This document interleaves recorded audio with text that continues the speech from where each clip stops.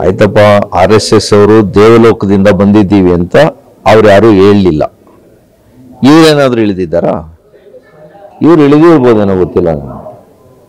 ನನ್ನ ದಿನೇಶ್ ಗುಂಡೂರಾವ್ ಅವರು ಕಾಂಗ್ರೆಸ್ನವರು ಆ ದೇವಲೋಕದಲ್ಲಿ 2-3 ಲೋಕ ಇರ್ಬೋದು, ಅಂಥ ಲೋಕದಿಂದ ಇಳಿದಿರ್ಬೋದು ಅನಿಸುತ್ತೆ. ಈ ಥರ ಎಲ್ಲ ಕ್ಷುಲ್ಲಕ ಮಾತುಗಳು, ಉಡಾಫೆ ಮಾತುಗಳು,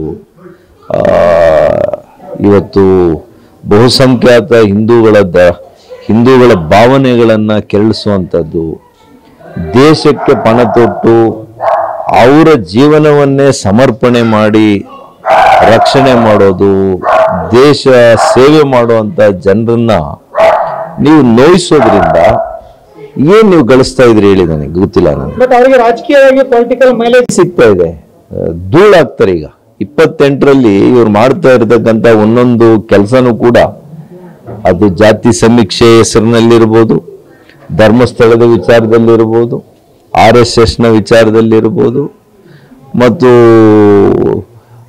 ಇವತ್ತು ಏನು ಮೇಜರ್ ಕಮ್ಯುನಿಟೀಸು ವೀರಶೈವರು, ಲಿಂಗಾಯತರದಿರ್ಬೋದು, ಒಕ್ಕಲಿಗರದಿರ್ಬೋದು, ಎಲ್ಲ ಧರ್ಮಗಳನ್ನು ವಿರೋಧ ಮಾಡ್ಕೊಳ್ತಾ ಇದ್ದಾರೆ.